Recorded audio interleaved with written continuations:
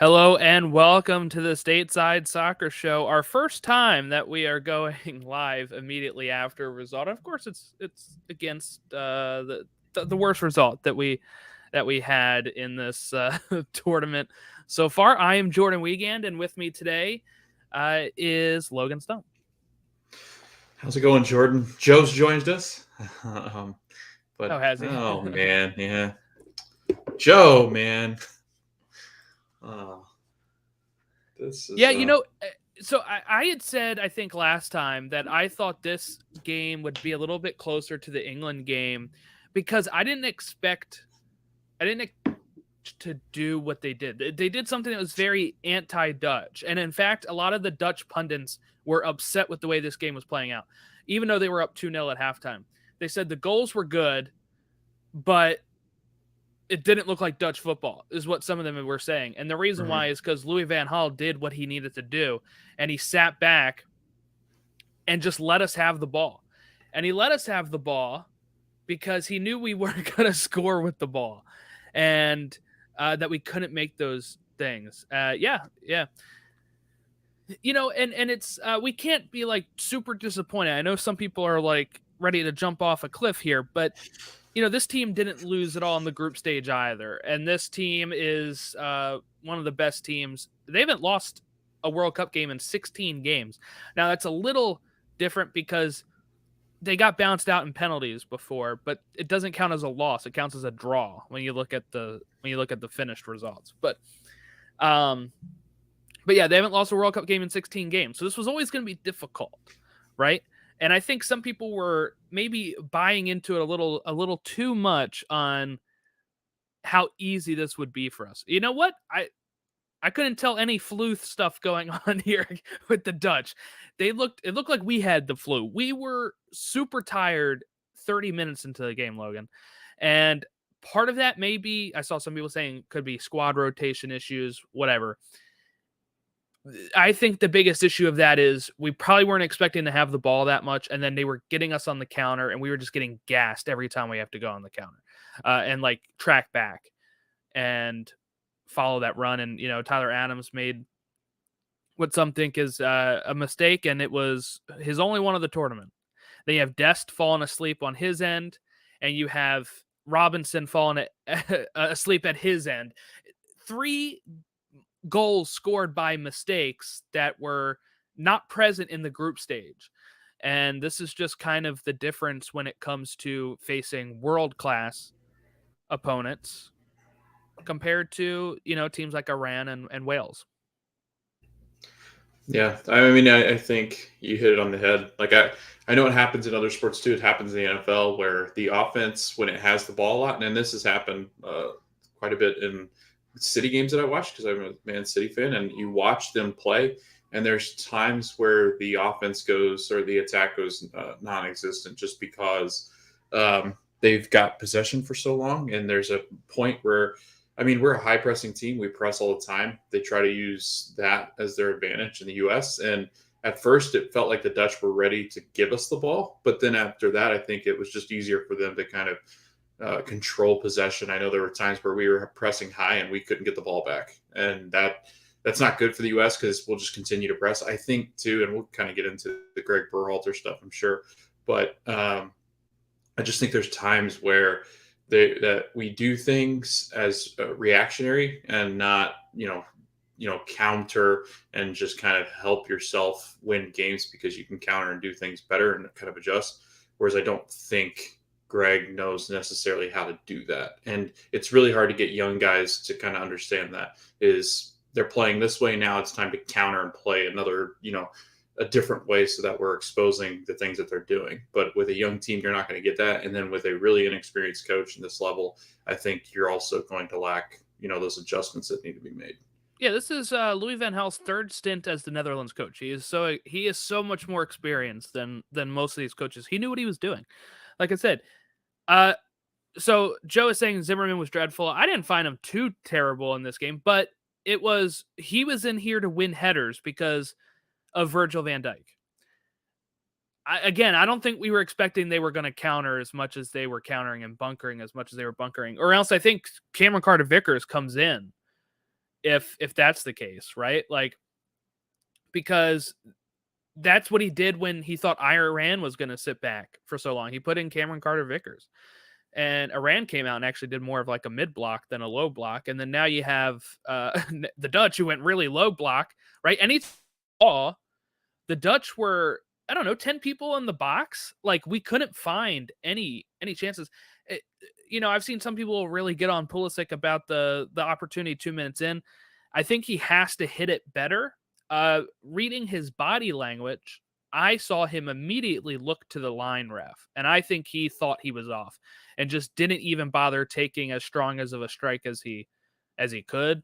Turns out he was onside and would have counted. But also, he's not the Landon Donovan or the Clint Dempsey. He's not a striker. Like, yes, a 10 can score, but like, we're already relying on Pulisic too much. He played a role in all 3 goals in our tournament. And the thing is, when you only scored 3 goals in 4 games, you're not most likely going to go through in this tournament, and this was the first game we had to be on our back foot. This is the first game that we ever found ourselves down a goal. And that created opportunities for us to really play differently. And I think, I'm not sure if it got in people's heads or what. Then you have the questions like you were talking about with Greg. Hey, is Reyna healthy or not? Maybe they only thought he could go 45 minutes. So they're like, we'll put him in the second half. But the thing is, when you have to put somebody in 2-0 down, you're already asking a lot. You're already asking a lot of that player to come in and make a difference.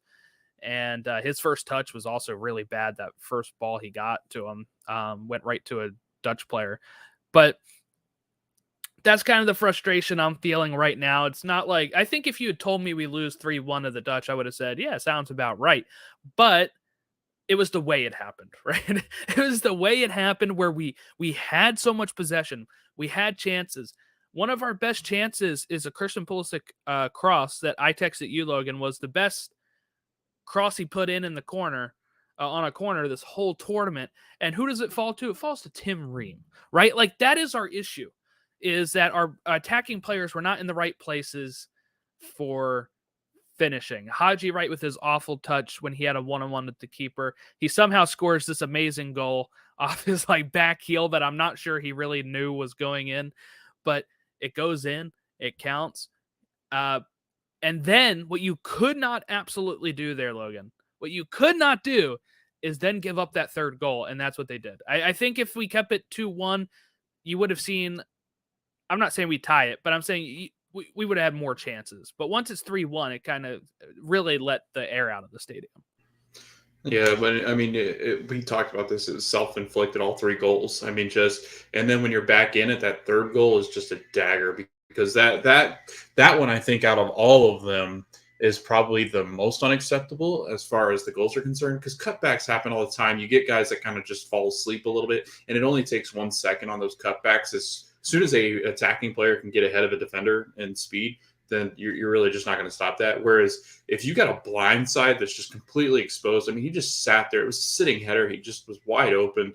You can tell Tim Ream was like, dude, what are you doing? I have this guy marked. This was clearly communicated. Why are you right here with me? I don't need your help on this. Like, I don't get why. It wasn't like Van Dijk was charging down the pitch. This was a wide open play. It just felt very strange for the U.S. just to kind of concede that kind of goal, just because they do a lot better in those kind of situations. They really do lack sometimes, I think, where the cutbacks weren't quite shocking, because Dest, again, is not an excellent defender. He played well today, but he's just not known for defensive prowess. But I think if that's Jedi, he stops in and stops that.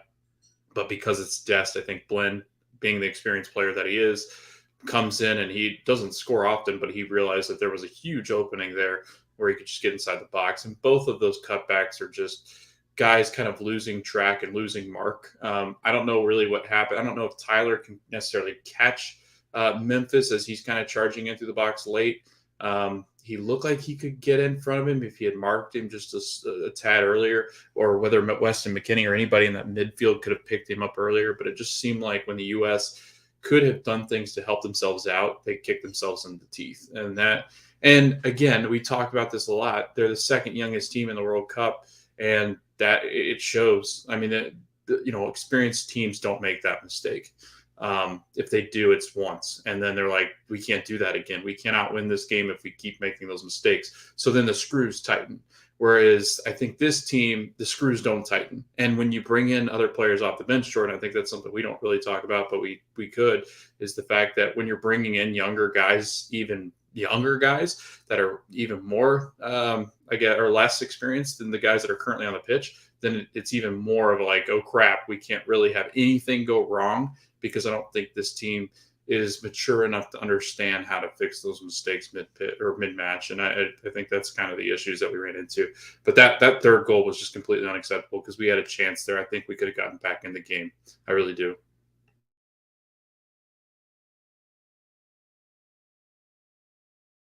I'm muted. But Joe says the USA needed a few older players, and that's the issue. We had a whole missing generation thanks to 2018 and just some of these players that weren't stepping up at the time.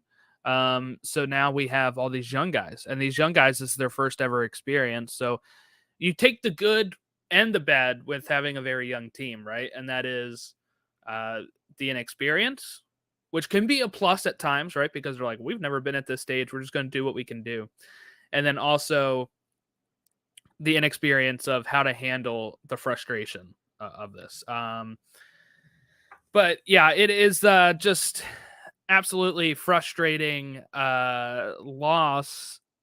But, I was thinking the Dutch would come out more and we would be the ones having to counter, and maybe that would, but they kind of flipped that and put the pressure right on us by saying, have the ball, take the ball from us, and letting us do whatever we could with it. And the thing is, we couldn't do much with it. Right. I liked when Weah took a shot from way outside the box, because I was like, we need something to kind of open up this a bit. And he was the only one doing something for a while. Jesus Ferreira was totally invisible, Logan. I think I saw him maybe have 2 touches, and I'm sure he probably had more, but those were the 2 I noticed, because otherwise he didn't really do much. And this is something I wanted to bring up, because I think Sargent would have been set up really well for this game. He can hold up the ball a little better up top than Haji or Ferreira. But the thing is, this is the way that he structured the striker pool, right? When he brought him in, he said, I'm going to have 3 different types of strikers. I'm going to have a Sargent type, I'm going to have a Haji type, and I'm going to have a Jesus Ferreira false 9 type. And the issue with that is when Sargent injures his ankle, and he was the best looking striker we had at this World Cup, you don't have a like for like replacement for him that you have with like a Pepe, who can come in and do a better job than Jesus or Haji, right? And especially Pepe plays against Dutch players a lot. So maybe he would, again, they didn't really play Dutch like, I guess. So I don't know if that would matter. But that's where I look at it, is we had an extra 3 spots due to the 26 roster due to COVID and stuff. So I would have thought you maybe bring 4 strikers, but he brought more midfielders. And then the thing is, we didn't even play some of those midfielders. I would have rather have another striker than have Luca De La Torre. He didn't feature at all. Why didn't he feature? I don't know. Right. Jordan Morris too. Instead of Jordan Morris, Yeah. right? He came in twice in really late game situations where it didn't matter. If you have like another striker up top, I think that fits with. I understand the concept of, I'm going to bring 3 different types of strikers, because those 3 different types of strikers allow me to change the way we're playing.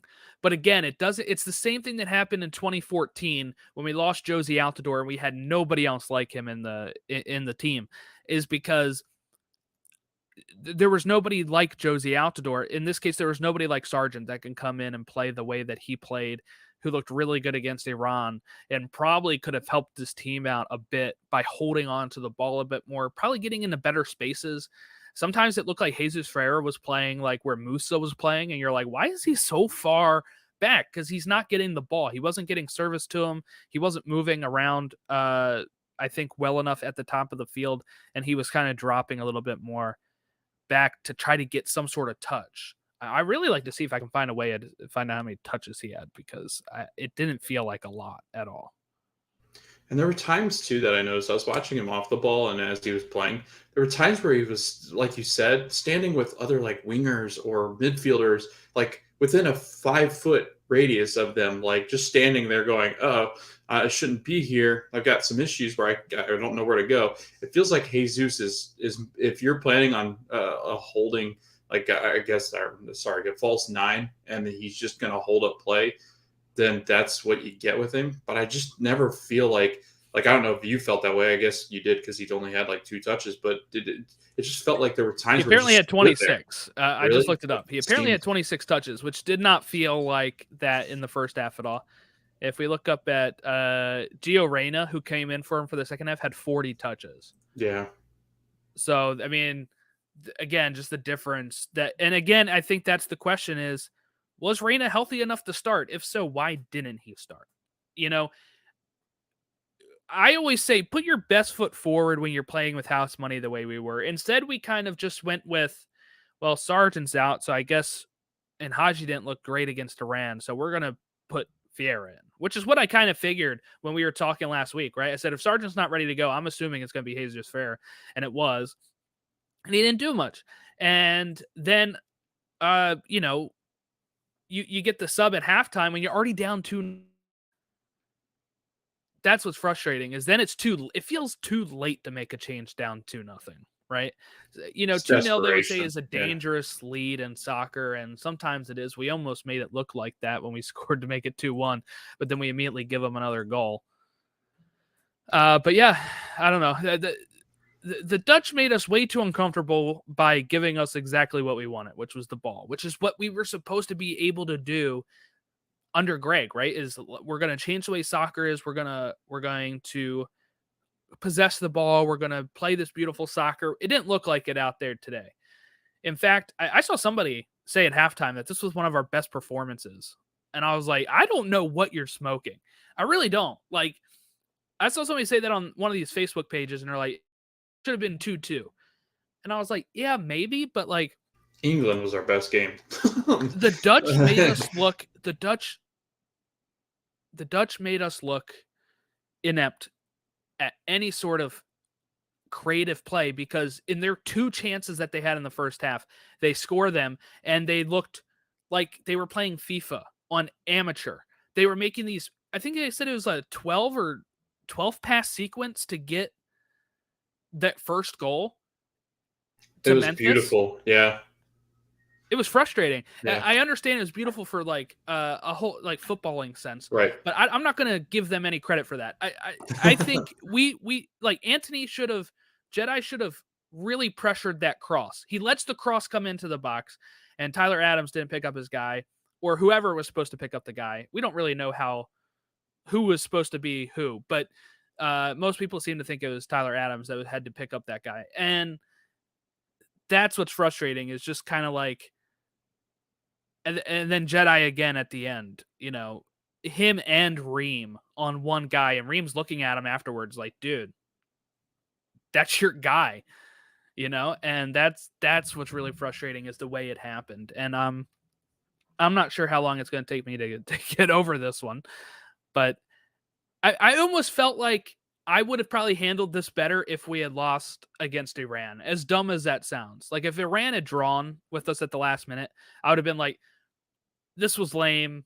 We got knocked out of the group. But the fact that we had it queued up for something that we were playing with house money, and we didn't even take that chance, just sucks. Yeah, I mean, the only time that it felt that way was when we brought it back to 2-1. Then it started to feel like, oh, it was too but late. Then all of a sudden it was like, I think it was, well, you and I texted and we said that I think we have a chance to get back in this. And then it was like a minute later that it was like, okay. Like we were texting. Hold on. Yeah, it was like, okay, we're control it. 76 minute, we score. 81st, they score. Yeah. I was going to say it wasn't long, but those 5 minutes felt like, man, we really are going to get back into this. I think we're going to at least get chances where, like, man, we could have gotten back into that game. But then it was like the air just got lifted out of the building, and then Greg started to make the changes that you do when the games are over. So I think it's like, 2-1, I feel better about yeah, this, but I think my prediction last week when we or Tuesday or whatever, I said 1-1 extra time. It can go anywhere from there. And the fact is we didn't look good enough for it to be 1-1. I uh, we're lucky we even scored. That was a lucky goal. I don't care. yeah, I don't care. That was a lucky goal. And if we don't score there, Logan, we scored 2 goals this whole tournament. 2. That's not enough. And we always knew that was the weakness, right? The weakness was the striker pool. The weakness was some of these players that are not strikers not being able to convert. And that's really where it came down to. I mean, Haji is actually the only striker to score, and it was a lucky deflection or off the I don't know, off his heel and into the back of the goal, and that's our only goal from a striker. Pulisic, we relied, like I said earlier, way too much on him in the sense of our only goal contributions came from him, a goal and 2 assists from Christian Pulisic, and that's not what we need going forward. I would assume Greg is done, and I don't think it's like he's going to get fired. I think his contract's going to be running out anyway. And I think it's just going to be one of those things where, people in like the Dutch were talking up Greg Berhalter. A lot of other countries were talking him up. He might get other chances at a club team level. And I don't think anybody would really hold this result against him in the world. They'd be like, oh, they lost to the Dutch. Like, yeah, we'll still hire him. Like, I don't think that's going to be a thing. The issue I have is, and Jonathan Tannenwald brought this up, and I thought that was interesting, Logan, because this has something to do with the Philadelphia Union and the U.S. national team. So Jonathan Tannenwald says, the bigger question to me is whether Ernie Stewart, who is like the GM of U.S. soccer right now, is willing to give the U.S. men's national team coach the ability to be tactically flexible. It is not a coincidence that Jim Curtin became as good of a manager as he is at the Union after Ernie Stewart left. Ernst Tanner freedom. And that's the thing, too, is these Ernie Stewart-led Philly teams kind of felt kind of familiar to this U.S. team. And I do wonder if Ernie stays in his position and if he's going to be the one hiring the coach. Like I said, we might have somebody come in and build off what Greg does, but is it still going to be where we are totally inept at scoring goals? Which was Berhalter's MO when he was overseas and kind of the MO here with the US national team. How much is that we don't have a striker, and how much is that the style of play doesn't really equate to our getting our best players in the position to score? Like I said, we had Ream trying to score. I think he was supposed to be there for the header, but the way that the ball fell, it lands at his like feet, and he, couldn't score that. So I don't know. I think going forward, where do we go from here? Do you see Greg sticking around? The players seem to like him, right? So there's that. The players seem to get on with him. I saw some people complaining about DeAndre and Sean Johnson getting called in, but I saw in Tim Weah's interview that they do yoga all together, and those two are the ones that really brought that in. So it's also like, okay, so some of these people are what they call glue guys, right? People that have the locker room, keep the locker room together. Obviously, I think those two are they're so old, they're not going to be part of 2026. But I'm just like, some of those things that people are complaining we brought those two players on, the players seem to be totally fine with bringing them. So there is a question of where does the locker room sit with Greg, and what does Greg want to do? Does Greg want the stress for another 4 years for 2026? Because we're not going to have many chances like this, Logan. We're not going to have many chances of hosting a World Cup with this young of a squad coming into their prime for 2026 and being able to make a big splash on the world stage. Yeah, I mean, I could see him. I could actually see him moving on, or at least hinting at the fact that he wants to move on, and the U.S. saying, "Hey, this is kind of a mutual thing. Greg wants to coach club level again," because I I do think teams will be after him because I think they kind of like the way. I mean, let's not ignore the fact that he brought this team back to the World Cup stage, back to a stage that I mean we couldn't miss out on again. I'm not gonna lie, like we came into this tournament and I didn't think we would compete as well with England. I didn't think that we would kind of get into this position where had things gone right, we should have beaten the Netherlands. Like I think there are some positives to take away that he's definitely done. And like you said, and we've talked about this for so long, when he started to grab guys like Yunus Musa to come play for the United States, when he's convinced Serginho Dest to come play for the United States. Like there's a lot of things that he's done well. And I think he helps young players develop because he is that guy. And if you listen to their phone calls and their FaceTime calls where he was telling them that they made the squad, even a guy like Josh Sargent or even a guy like Ricardo Pepi. I mean, Pepi's basically said, he's never said anything about Greg. He goes, I thought I deserved a chance, but this is a really good team, and I know that is a team I want to be on in the future. But he never did come out and say, well, this is Greg's fault. Like this is a Greg issue. This whole Gio Reyna thing, I think as kind of an aftermath, if nothing comes out and Gio was healthy and stuff like that, but then Gio is quick to say, hey, you got to earn your. I think then that really will show you how much this locker room backs Greg. From a perspective of a fan and somebody that wants to see this team do well, I would prefer they'd move on to, like, I just feel like there's an element to Greg's managing style that is just missing. Like, I feel like there's not that next level with him. Like, it's just so on the surface. You know what you're going to get. They're going to try to control the ball. They're going to play possession. And he was probably the worst manager as far as second half, adjustments were concerned. So, I don't know. I'm torn because I know the players probably like him, and you could bring in somebody else that's just a disaster, which the U.S. seems to do. But then again, like you said, if it's going to be kind of this president of U.S. soccer or somebody else above the coaching staff trying to control what the formations are, then this 4-3-3 that I think at times is a hindrance to us. And you and I talked about this, where I think there are times where a different formation or a different look would have been interesting, but we never got to see that. Jordan, I think the next thing you see is the decision on Greg Berhalter. I think it'll be quick. If it's going to happen, it's going to be quick because I think it's 2022 is exactly when his contract runs out. Once it ends, I think it's in a week. Tom Bogert ends at the end of this 2022 World Cup. Yeah. So I think at the end of that week, I think you could very well see a decision on we're going to move on from Greg Berhalter or we're going to stick with him because, Jordan, we only got 3.5 years. We're right back into competition in March. We play some friendlies, I think, in January. League. Yeah. We got Nations League. We might be Copa 2024. If we're in Copa America, that's a good shot, right? Like, yeah. I assume he's not going to be back. And I think for anybody saying it was nepotism and stuff with Jay Berhalter, but a lot of those people that were part of the hiring process with Greg are no longer there. So that becomes another situation too of, it would have been unfair to Greg to not give him the chance of a World Cup after he got you there.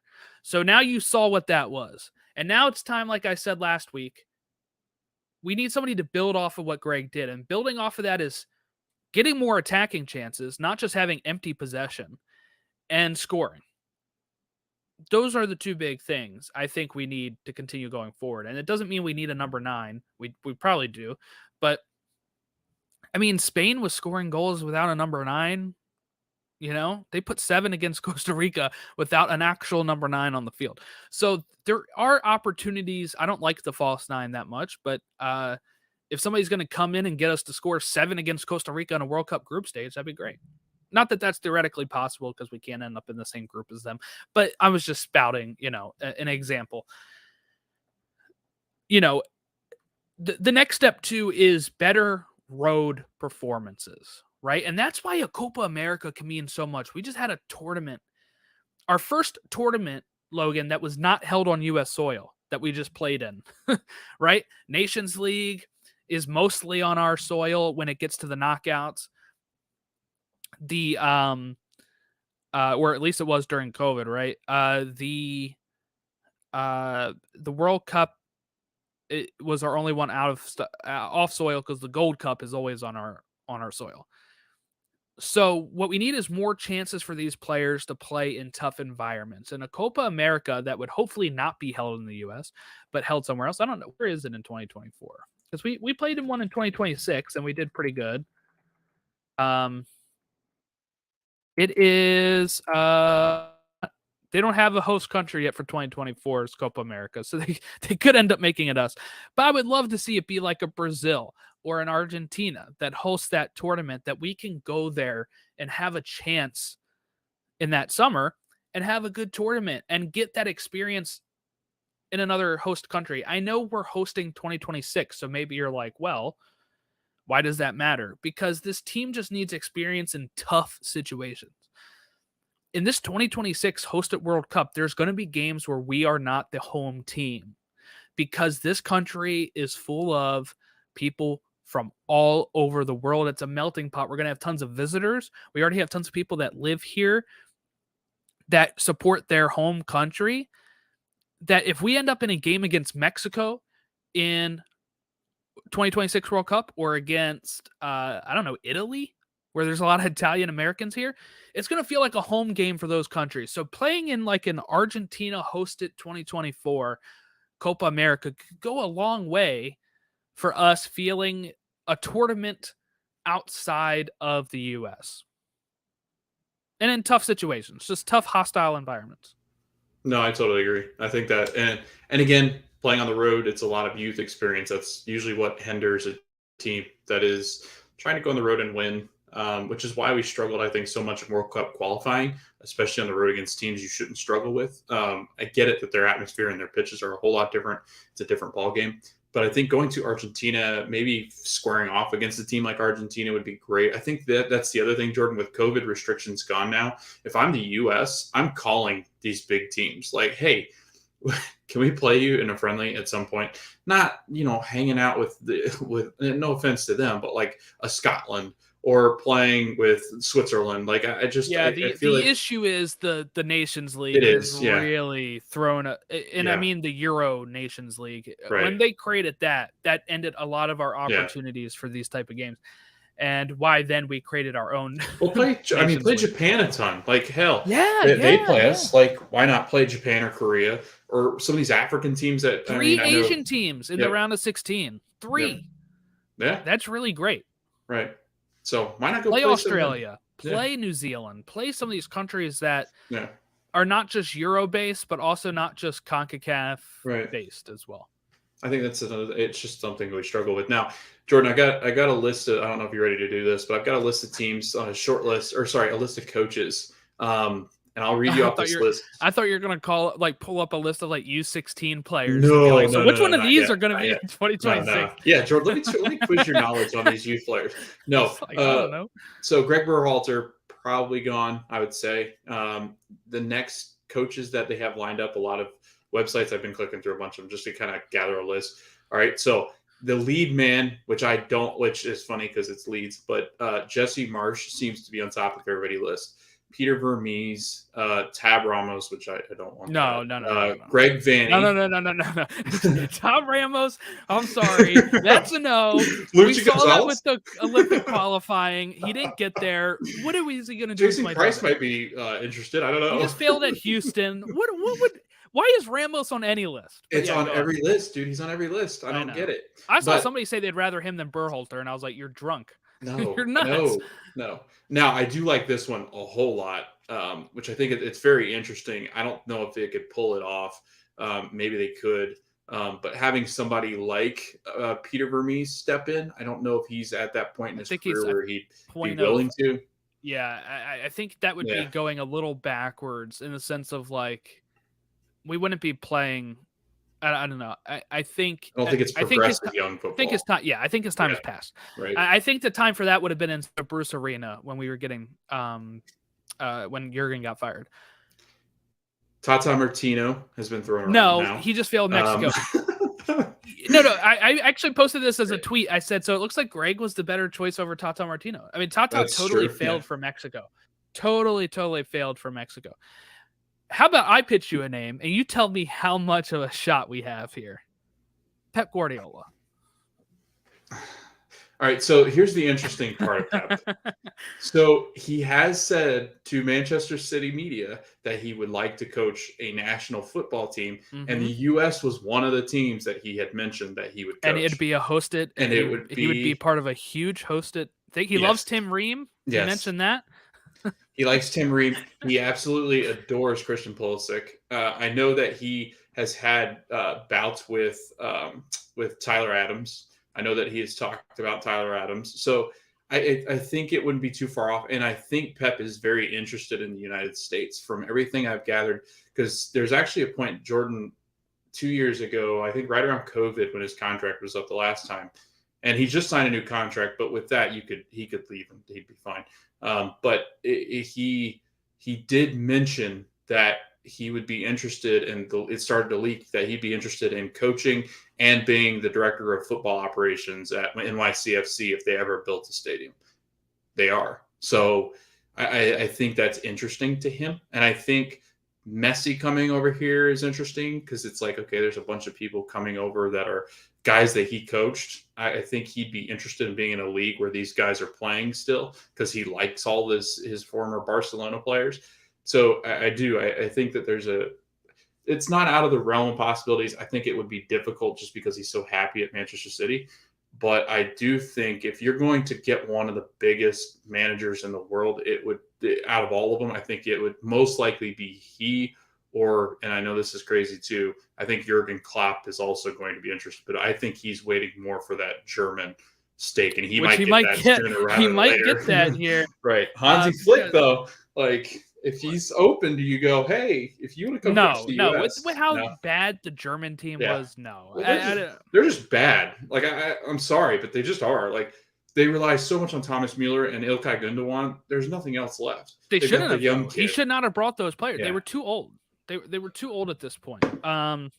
But there's no perfect. The perfect situation, Jordan, is not going to happen for us because I don't think Jim Curtin is ready for the U.S. men's national team. He wants to go elsewhere, and that would be the ideal situation. Like Tannenwald mentioned, with Curtin under Stewart, would that still work? Like, it depends on how much power Ernie Stewart has, I guess, is the main question going forward.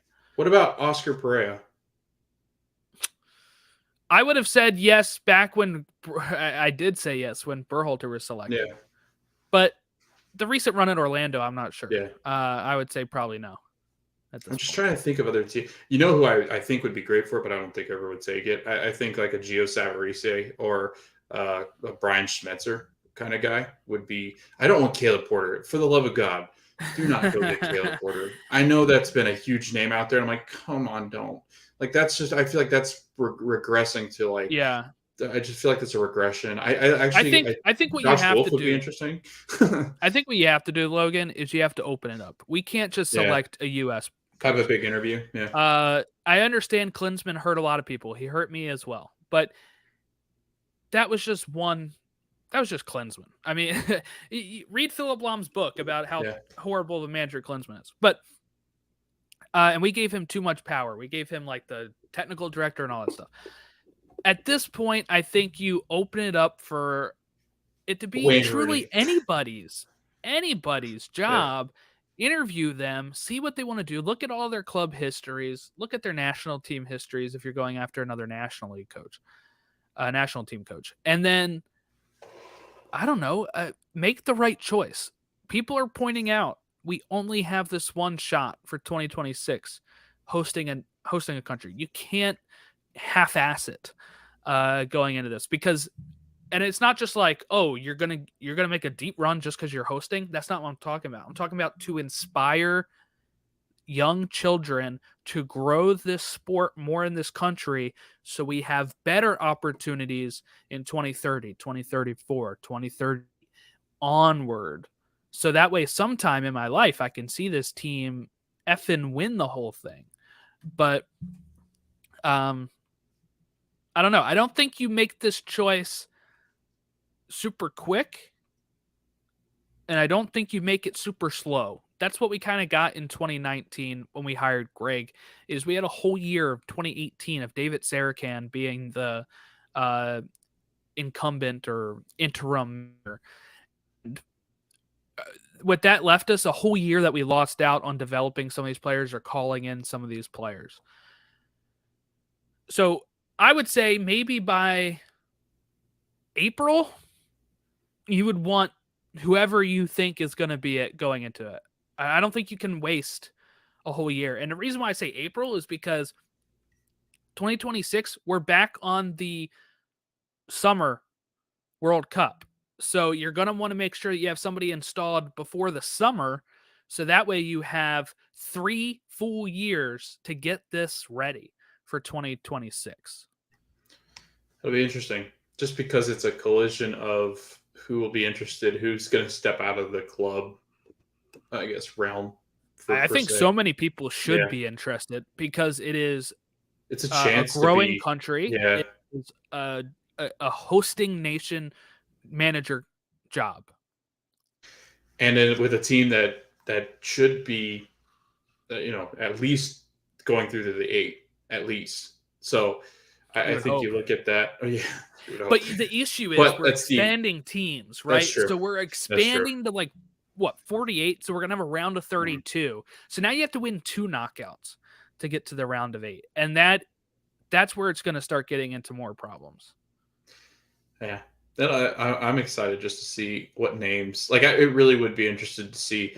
Here's all the names that want to come in, and I know they won't release that because they'll have coaches that don't want that out there. But it would be fun to kind of just realize, hey, these are all the guys that were interested in jobs with and I think a lot of the top coaching talent that the U.S. can now collect. I think it would shock some people just because I think there are some really top managers that might be on the end of their club career and want to do national stuff. So it would just be interesting to see if they could hook. Could you imagine though if they hook Pep? At that point, you wait until the summer. I mean, I would allow them waiting until May or whatever. Could you imagine? That would be, or even Jurgen. I would love if Jurgen would coach him. But yeah, I do think his time at Liverpool. I think they said every 3 years after they really start to kind of go off of their champion run, he leaves. So he's right around that time where he'd be interested in leaving. I'm just not sure. I think Germany will quickly offer him a job, even if he says no.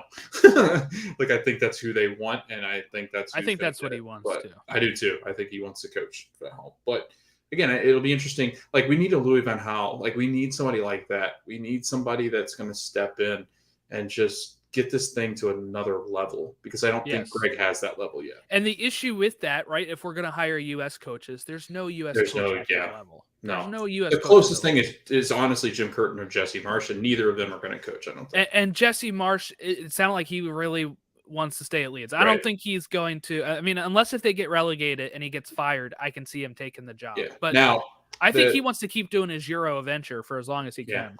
Now, AFC Richmond, I know that their contract ends this year. There is a U.S. coach that is ready. It's Ted Lasso. I'm just tired of the Ted Lasso memes. I love Ted Lasso, but them being paired with the U.S. because it's other countries using them against us. Here comes have you seen that, Jordan, where constantly now when Jesse Marsh is on TV in Europe, it says the real Ted Lasso, or the realistic version of what we'd see with Ted Lasso. It's so stupid. I'm it's so dumb. Except for Ted Lasso has no soccer knowledge at all. Right. But is one hell of a coach. So that's literally all of Lasso's strength is just man management. He's Greg Berhalter.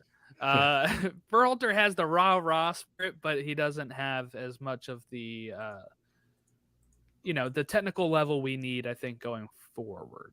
All right, so Jordan, kind of some last thoughts, I guess, maybe. What did you like from the World Cup, and then what do we need to work on in the next 3 years? Well, I liked that it was a World Cup and that we were in it. That's exciting. I liked that a lot. That's always nice. Yeah, we like to be in the competition we're looking for. I thought the England game was good. Yeah. Missed some chances there, though. I mean, if we would have won that, you win the group, and it puts you up against Senegal. Yeah. And I think actually I'd rather face the Dutch than Senegal anyway. I think that Senegal is going to be tough. Yeah, be tough. Look, when you get to 16 out of 32 teams, it's it's tough. You're going to face a good team, and that's where it falls apart for us. And as people have pointed out, this is where we expected the team to go.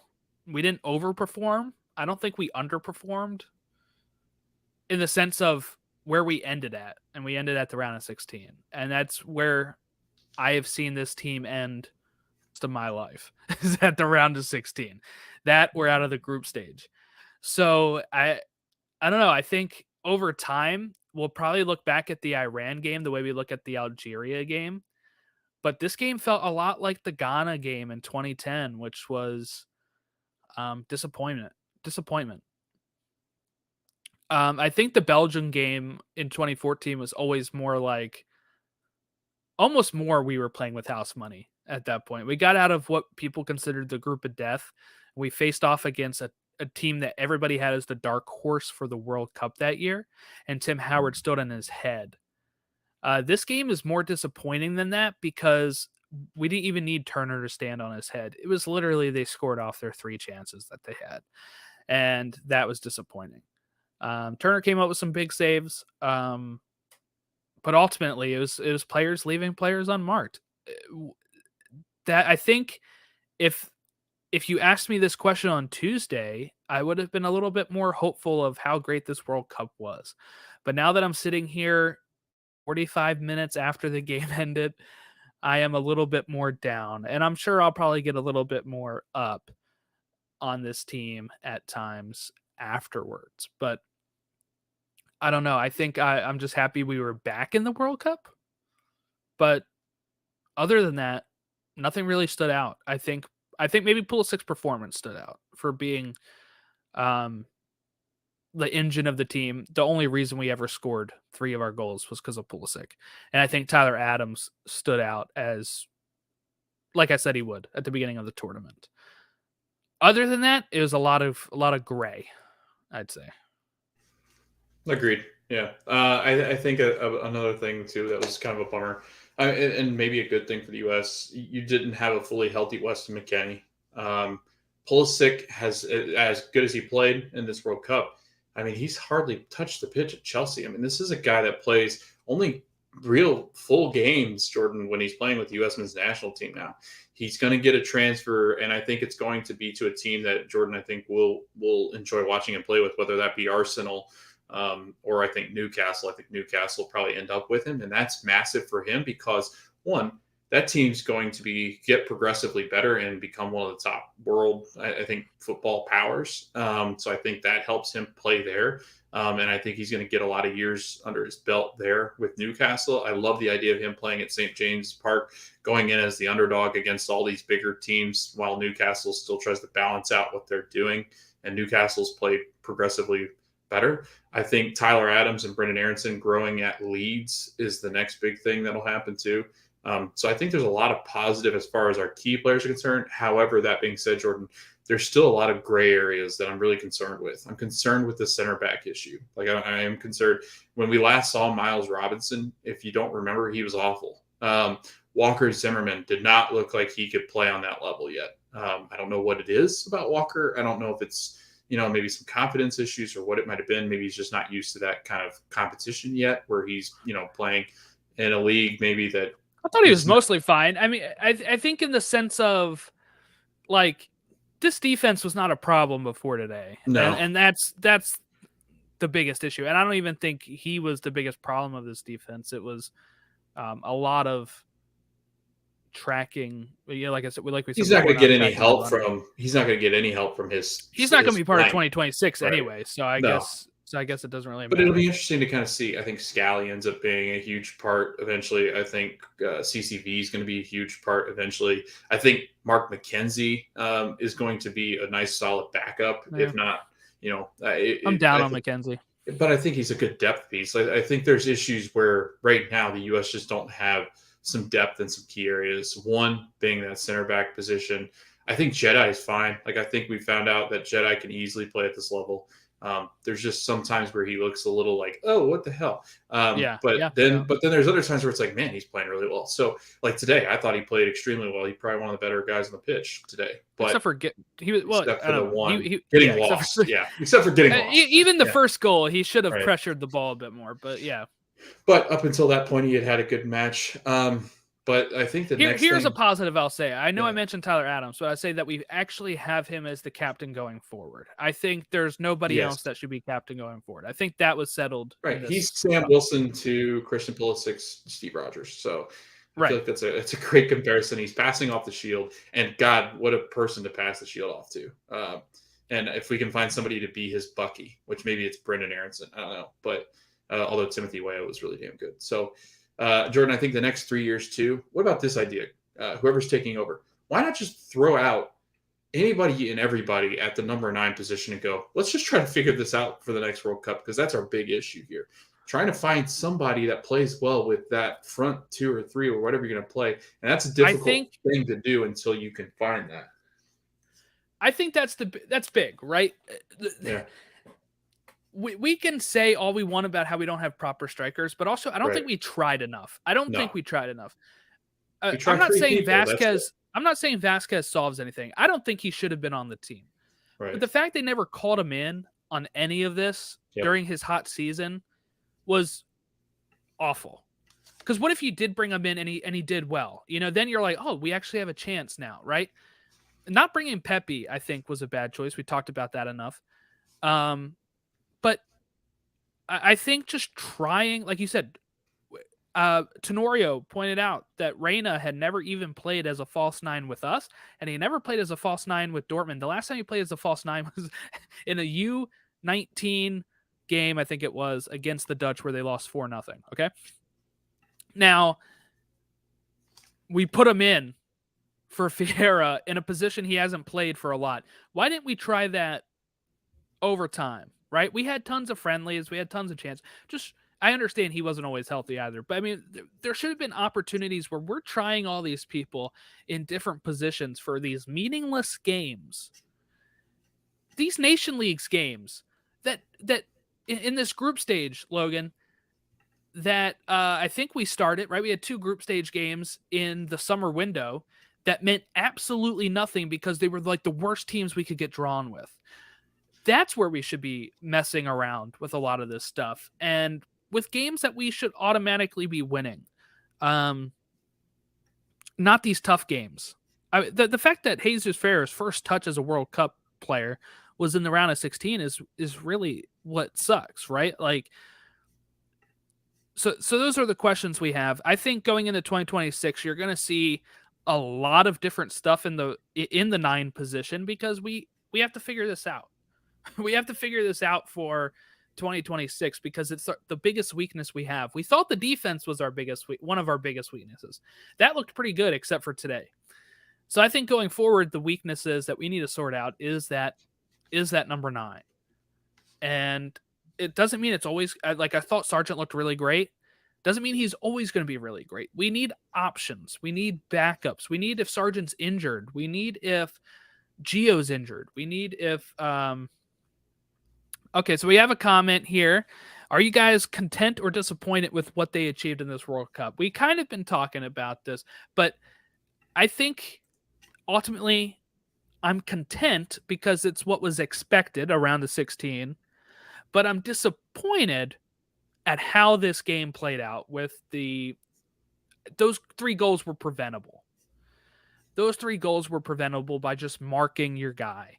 And we didn't do that. I think if we lose 1-1, go penalties, or go extra time and then lose 2-1 like we did against Belgium, I think I feel a little better about it. I felt really great about that Belgium loss, actually. Yeah, we were the only CONCACAF team that made it to the knockout, so I feel good about that. But I just asked this too on Twitter, and I want to get your thought, Logan. Did 2018, missing that World Cup, did that change what we were supposed to do in this World Cup? And what I mean by that is, as people have pointed out, the goal has been to get out of the group since like 2002. And Now it's 2022, and that's still the goal. I assume if we made 2018 and we got out of the group in 2018 and lost in the round of 16, I would assume this year we'd be like, we need to go quarterfinal. But I think because we missed it altogether, we are a little bit more lenient on what we expected. Somewhat, yes, but also no, because now, Jordan, had we had 4 or 5 of those leftover players that were still that generation that's missing from this team, then yeah, I would have, even if we'd have missed 2018, I still would have gone, okay, we missed 2018, but this team has some experience. We should, but looking at this roster, man, like it's just, we're playing a 20-year-old kid as one of our best players. Like, Yunus Musa is one of our top talents. Tyler Adams, I think, is 21 or 2. I mean, come on. 24. Captain, 24, okay. But still, 24 years old, and that's our captain. I mean, hell, look at the other teams. Some of them have, like, Davey Glenn, who's like 30-something. So, this is just, yes, in some ways it does. I think this team had, now, what you said, Jordan, it was disappointing this match because I think we, on paper, have talent that could have and should have gotten us to the round of 8. Yes, absolutely. But I think because of the inexperience, it just didn't happen. You know? Jesse says, why not a foreign coach for 2026? We talked a little bit about that, I think, before you may have came on. We did talk about, look, dream list for me was Pep Guardiola, right? Not going to happen. But I think what I said not that long ago, in case the people are just coming in, is I said, open it up. Open it up for anyone, anywhere. Take interviews. We're not so sure we have that American coach that can take the team to the next step. So it's time to open it. Look, Canada hired a Brit, right? Like these things happen. And I don't think we're too scared to do that, actually, because we've done that with the women's team a lot. So they're hired by the same people. So I would assume that we would be okay with doing that. We hired Klinsmann. That backfired, but it had a good 2014, but after that, he totally lost the dressing room, created divide between the foreign players and the non-foreign players. It created a whole bunch of stuff. But I assume what I do want is I want another coach of Greg's caliber of man management. Yeah. Getting the recruits, making everyone feel like a team and the cohesiveness that everybody had each other's back. That's what I liked about him. And that's what I want from whoever the coach is going forward, is make people feel together. Make them feel together. I mean, honestly, I don't think Greg should be the coach, but that's just my opinion. I just think it's. Thank you for the comment, Kane. I don't think you should let that affect if you come back to watch the World Cup in 2026. Get behind the team, right? They're not the ones that make the decisions, but he's gone. I guarantee you he's gone. Is my thought process. Oh, sorry. I think we post at the same time. I'll take Pochettino. I will not take Tuchel. Yeah. So Pulisic going to be playing left back for the U.S. men's national team now? No. I mean, that would open up another spot for the wing that I was talking about. That would be like, you know what that would create? That would be like the Klinsmann leaving Donovan off the roster. It's like 2026, like Pulisic doesn't make the roster because Tuchel's coaching. Gosh. No. But Pochettino, I like that shout. That's actually good. I like that. I think that's actually more doable, I think, than Pep, honestly. Like, I think grabbing Tomas Pochettino for a U.S. men's national team would be a hell of a hire. So that's kind of cool. Yeah, thank you for the comment. I do hope that everyone's able to enter for 2026. I know, to be able to enter this country and come in here. Yeah. We also got some love here. I don't think you have to worry about 2026. I think you'll be allowed as far as. Well, we'll see. 2024 is election. We'll see. Yeah. We'll see. We'll keep you updated. We'll keep you updated. Yeah, because we'll see how that goes. We'll tweet out an Instagram, or we'll put out an Instagram post of all the passports allowed. So yeah.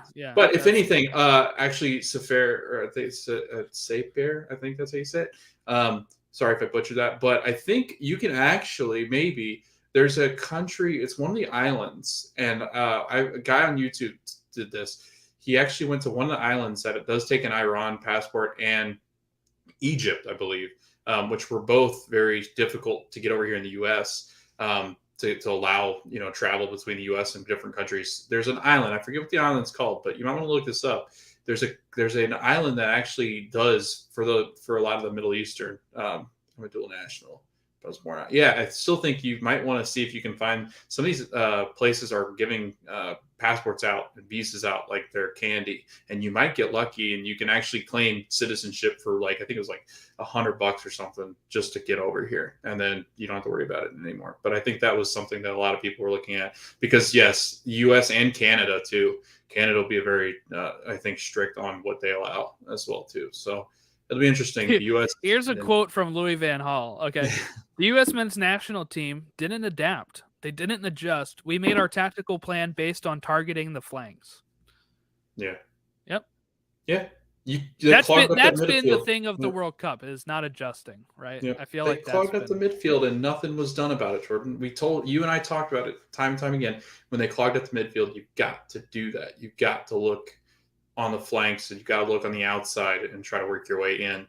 And the U.S., that's the bad thing too. The U.S. just don't have guys that do that very well. So, the issue with Louis Van Gaal is that he is actually going cancer treatment right now. For I think pancreatic or prostate cancer. So I'm not sure if he even wants to. I guess it depends on that, Jesse, on how he does. That would be a hell of a hire, though. I'd take it. I would. I don't know that. I mean, he's getting up there. I don't know. Yeah, I was gonna say he didn't look healthy today. I didn't know that he was not. Yeah, no, he's been fighting it. Say he did not look healthy. Yeah, so he's been fighting it for a few years. I'd take Wayne Rooney. No. He has to turn DC United around first. No, that's God, that's gonna be impossible. No, don't. Hernan Losada. Here's what I'll say is I don't expect us to sign a big name coach, but I'm hoping.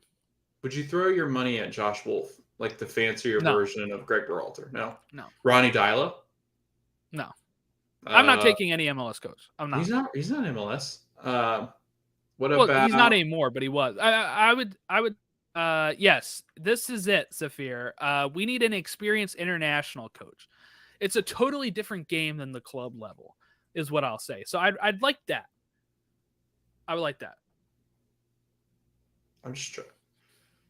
I don't even know who that is. Hervé Renard. I don't know. Who that is. He was the coach for Saudi Arabia. Oh, yeah. The one was he the one that was villain. Yeah, he was the one yelling, and they were like trying to translate. And they had to yell in English so that kind of looks like Jamie Lannister a bit. Yeah, yes, okay, that's who it is. Yeah, he He's coached Morocco and he coached Saudi Arabia. So I mean, I was gonna say I thought I recognized him from somewhere else. I think it was Morocco.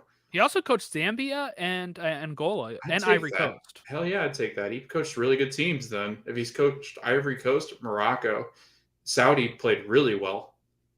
He's won the Africa Cup of Nations. He speaks English, so that would work. He's able to communicate with players. Although a lot of our guys, I think, Des, so it's his first language, I don't think it's English. Serginho's.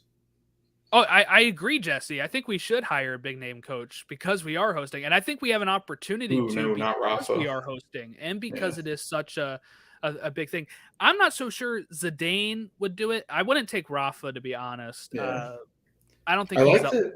I'm really into the Pochettino show. But your head's in the right spot. Your head is in the right spot of we need a big name coach. Like I said, Sam Allardyce is up there. Yeah. Get in there. England might need him because they got relegated in their group over there. So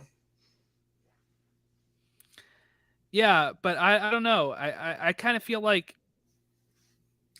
again, these are not the same people that hired Klinsmann, but I'm thinking maybe that put something in the water where they're hesitant to do. I don't know, but Patrick Vieira, Wilfred Nancy. Nancy's about to get announced as the crew coach, actually. Is he really? But, yeah. I didn't see that. Yeah, Morocco did play very well in 2018 as well. They played really well again this year. And he coached them well. The Ivory Coast team he coached well, too. That's a good name. Yeah. I like that. Let's keep that on the back burner. Is that you pronounce it? Hervé Renard. Plus, Yeah. he's just good looking, man. He'd sell a lot of GQ stuff. Yeah.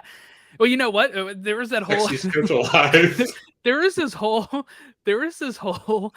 Fox News article about how our coach needs to dress better because he's wearing sweats, and I'm like, okay, well, Herv Renard, he'll do that. And then you had the Dutch today look like they were like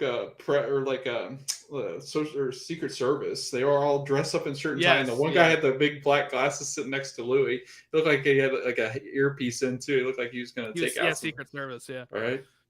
So, that was Yeah, he'll definitely be the best dressed at the World Cup. Yeah, the women will tune in. Absolutely. I know a lot of accounts got a hold of his picture and we're like, who's this guy?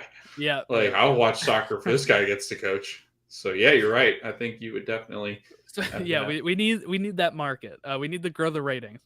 But if he can coach this team, that would be great too. That's a really good shout. I don't expect it. I don't know what to expect. It's a pretty good name. I really don't. I don't know what to expect, but he'd be one of those sneaky hires, though. You think?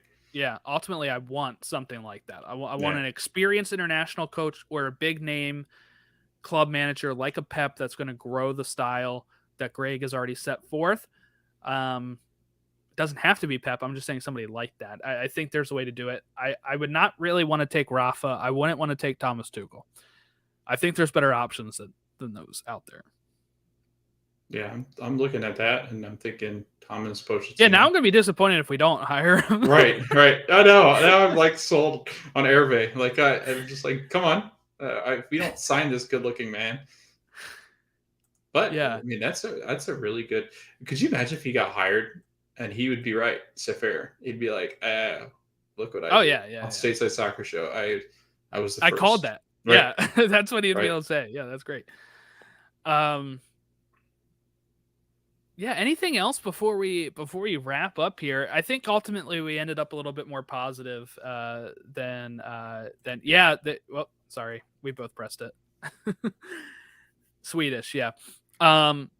People share that picture all the time. Fired for the lack of offense, and that is what we had here as well. For this whole cycle, I mean, it's been the issue. Jordan, you and I talked about it for time. I mean, dude, when it went to 2, I'm like, I can't remember the last time we scored 2 goals on purpose. Like it wasn't against a good team. No. I don't think so. I can look actually. Let me see. It wasn't this World Cup. Let me look up. Does FBref have U.S. national team on it? Because I can easily see 2. Last time we scored 2 goals. They actually have a really good landing page for all the national teams, to be honest. Last time we scored 2 goals was against Morocco in June. In a friendly. They're a decent team. Yeah. Before that, Panama, which wasn't a great team. Honduras before that. We scored 3. We scored 2 against Mexico, 2 against Costa Rica, 2 against Jamaica, 4 against Honduras. That's going back to September of last year. Not a lot of games with 2 goals.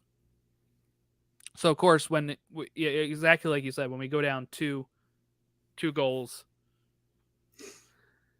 And we still don't know how that's going to be set up. Apparently, it was going to be groups of 3 for 2026. But now, because of how action-packed these last group stage games were, they weren't, they're thinking of maybe splitting it up into 4 groups, groups of 4, 12 groups of 4, I think. Yeah, 12 groups of 4, with then some of the third place teams getting out. But I mean, those games were so exciting with the simultaneous kickoffs. You can't lose that. Mm-mm. You can't lose that. 3 groups. If you had 3 team groups, that thing's over by match day 2. It's just over by match day 2, I think. And I think they're going to move more towards this 3-country hosting thing because from what the sounds of it, the bids that are coming in are 3-country or 2 countries. Because they're going to have 48 teams. Yes. They're going to have to have the stadiums. Which I like because I think New Zealand, Australia, I think that'd be fascinating. If they could get one together, that'd be cool. That's where it should go. They were up for it. They were up for it in 2022 along with us and Qatar, and I thought for sure it'd be us or them. Yeah. Who But this knows? U.S. one, Money like wins. But you could definitely play, like you said, you could even play, even like expand it to where you're having 3 or 4 matches simultaneously go on from different groups. Man, could you imagine that? Like that whip around show with 4 games going, 2 different groups going up and down, up and down, up and down. yeah, the thing Wild. is, we can host Our easily time 12, zones. 12 Yeah. groups of 4. Some Yep. countries won't be able to. Yep. So Our time that'll zones be really help, but time yeah. zones help. How's CONCACAF qualification looking like? We got in. I don't think we know. Yeah, I don't. No, yeah, I don't we think already qualified. I don't think No, they've but announced that yet. it is going to look weird because there's 3 of us, right? Yeah, Well, that's weird. well, I think we're gonna get another 3 teams in. Oh, that'll be fun though, because you'll get teams that are like the Bahamas could I think we have like. 5.5 spots or 6 spots. I'm trying to think here. I'm looking it up now. We're supposed to get. I think it's 6. We're either okay. So here's the thing: we're either going to have 3 plus 3, which would be the 3 hosts plus 3, or 4 plus 3, which is 3 hosts and 4 getting in, or 5 plus 3. They don't know yet. The OFC spots, it's still looking like only 1 or 2. Yeah. That's really OFC. bad. That's Australia, New Zealand, right? That's Asia. Who's Oceania. Sorry, OFC? it's Oceania. Yeah, Yeah, that's New Aus- Zealand and like those countries, the islands. It has gotten more complicated. Australia moved to Asia. It has gotten a lot more complicated with all these teams being added. UEFA is set to get maybe 16 teams. I don't think they're gonna. I hope they don't get more than 16. I think that'd be crazy. I think the African nations need another spot. To be honest, They've been really good. Yeah, they've been really good. They're supposed to get 9 or 10 for our 2024. I know I think there were also talks about possibly redoing the Asian qualification stuff, because I think Asia's gotten a lot more teams that like you've got. Like I don't Asia's think Qatar supposed to get will 8 or host 9. again. Asia says 8 or 9 here. How many did they have before? 6, 7. Asian teams have really impressed. I don't think so. Yeah, the Asian teams have been really good, and you're missing. I mean, obviously you're missing Russia. So, and Ukraine could have easily made the World Cup too. 4.5. Well, hold on. Wow. They had 4.5 plus the host though, so that'd be 5.5. So it would be close to the 6 that they're gonna. No, what did I say? They're getting 8 or 9. Yeah. That's a big increase. Almost That's doubling. Good. Yeah, that is good because they've gotten a lot of like Saudi looked great. I think a lot of the Asian teams, because I guess is Ukraine technically UEFA. UEFA, yeah. Did we get out because we weren't too concerned about finishing top over? I don't think so, because I don't Senegal's know if good. Senegal either. Yeah, I think people are underrating Senegal due to Mane being out. African nations are a bear. You'll see. They'll Ghana give was a England weak some point issues for us for a while, so I don't know. I think Senegal. Okay, so here, when qualifying starts so far, Cotton Bowl starts March for 2026. No way. Yes, according to Wikipedia, Cotton Bowl starts their start date March 2023 for qualifying. Holy crap! And then Asia will start in October. We only have and 2 years. UEFA will start March of 2025. We start 2020. We already qualified. We started our qualification today, and we already made it. We already made it, guys. We are that good. We are so good in this Netherlands game. They're like, you know what? They're like, you get to host it next time, and you can't defend anyone, so that'll be a lot of fun. Yeah. That's fun though. Some of these teams don't. Some of these qualification areas like Africa don't have a start date yet, and Oceania don't have a start date yet, and neither does CONCACAF. That's because they don't know how they're going to do it, I guess, yet. But they have to figure that stuff out soon if these teams are qualifying. If they're starting in October and March, they have to know how teams are getting it. Wouldn't we have done better against Senegal since we are tactically better? See, the African teams, but watching, I watched a ton of AFCON. Tactics kind of go out the window with the African nations just because they just try to run you to death, and they're actually really good defensively. So I think there's a time where they're difficult to play just because you don't know what you're going to get with them. I think that's the biggest thing that I can kind of add. Iran suffered because of the anti-Iranian regime. They threatened players to avoid support for the people. Yeah. That was a big story. Yep. I'm assuming that Iran will be back in the World Cup in 2026. I'm assuming also Russia will be back in 2026, depending on the situation. It depends on how it goes with Ukraine still, I guess. Although I guess, Jordan, it would be because they start sooner rather than later. That could they don't start until 2025. Russia's UEFA. So I assume. So it just depends on the conflict there, I think. Yeah. They have 2 years to figure out. To stop going into other people's countries. Yeah. 2 players didn't make the team for Qatar for expressing support. Many former players were arrested. Yeah, there was talk of them dropping somebody else before the tournament, but they didn't. It's really too bad what's going on in different countries. It just it's unnecessary, all this stuff. But again, it's tough to watch people from Iran because of how many people support the people back in Iran and just falling apart because this was one thing that they had going for them, and to be able to be bounced out. Should Pulley go back to Dortmund and join Gio? That'd be fun. Do something. Yeah, he's got to leave Chelsea. Is my thought. But stay in a big league. Whether it's January or the summer, he's got to move to somewhere he'll actually play his position. Al Nassr with Cristiano Ronaldo. Yeah. For $100 million a year. Yeah. Yeah, I totally agree though. He's got to go somewhere that will play him, because it's not good. I would hope that Graham Potter watched this and said, actually, if I play him in his position, he gets a lot of chances and will be helpful. But I don't know. He's British. He's also stuck in his ways. So, are you currently in Iran? Like, where are you currently? I don't know. Yeah, stay safe if you are. I don't know if you ever got where you actually were. But yeah, I guess we'll start winding it down. Thanks for everybody coming in and commenting. Is Messi to Miami a done deal? Not yet. Not like official, but paperwork seems to be there. It sounds like maybe starting this summer, which sucks. I would have much rather if he would relent and come in January. Because, yep. He's already old, and then only getting half a season for his first season. Live in Sweden. Ooh, beautiful place. Sweden. Oh, yeah. There we go. There you go. Sweden's nice. That's on my list eventually. The home of Zlatan. Been here since childhood. That's good. Yeah.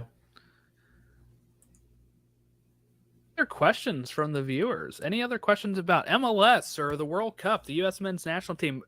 Let's go through, Logan.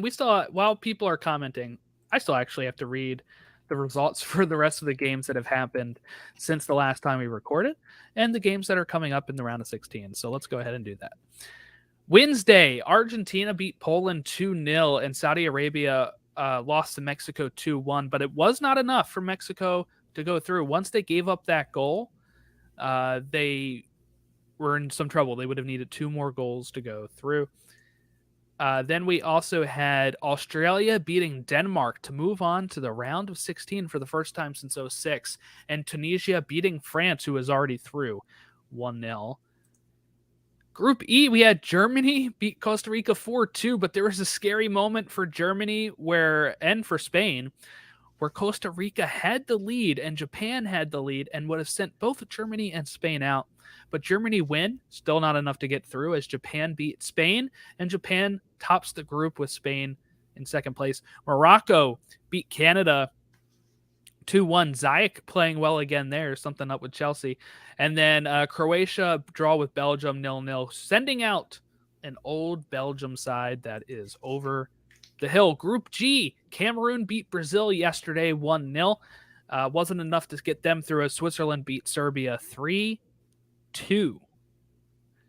And Group H, Uruguay beating Ghana 2-0, and South Korea beating Portugal 2-1 in the 90-plus minute. That was enough to get South Korea through. Uruguay needed one more goal to score, and they would have been through. And then Luis Suarez cries on the bench, and everyone smiled. Elated. Okay. Round of 16, USA lost to Netherlands 3-1. And then coming up at 2 o'clock in like 20 minutes here, 40 minutes, Argentina versus Australia. People said, of course, since the U.S. lost, that means Australia is going to win, right? Because we would have then faced Australia. I feel it, man, in the water somewhere. Crikey. Wow, we got a lot of questions and stuff going on here. Are we from the same state? No. Logan and I actually met in Logan's from South Carolina, lives in Florida. I am from Maryland and live in Maryland, but we met in Florida when we both worked for Disney. So that was good. Morocco, yes, they gained 7 points. That was really good from that group. And should MLS have relegation? That's yes, but should question. Never. It will never exist because the U.S. is greedy. That's my answer. That's the best way I can. And if it gets Baltimore a team, the answer is yes. If it doesn't get Baltimore a team, then I don't know. The U.S. owners that own these MLS teams would never let that are the NFL owners. They're never going to allow it. Yeah, they would lose so much money. So. Okay, coming up tomorrow is France versus Poland at 10 a.m. And then at 2 o'clock is England versus Senegal.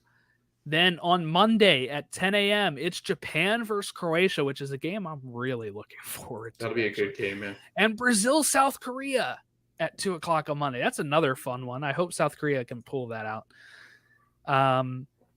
Tuesday, Morocco and Spain at 10 o'clock at 10 a.m. is how I was going to say it. Then it said o'clock and it sounded weird. Okay. Portugal and Switzerland at o'clock.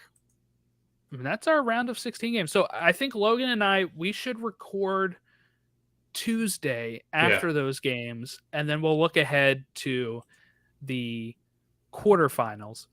Now and whenever the quarterfinals, we get to watch. No more stress. I'm rooting for Australia, but once they're out, it'll be like rooting as a neutral. I'm rooting for one of the Asian teams, okay, or Africa. I think they deserve it. So if Japan and South Korea can get through, sorry, European teams, I don't think you deserve it. I want to see a new winner. That's the thing. There are 8 winners ever. Only 8. Yep. And thank you. If the MLS had relegation, we'd produce harder players and not depend on players from the EU. I'm not so sure.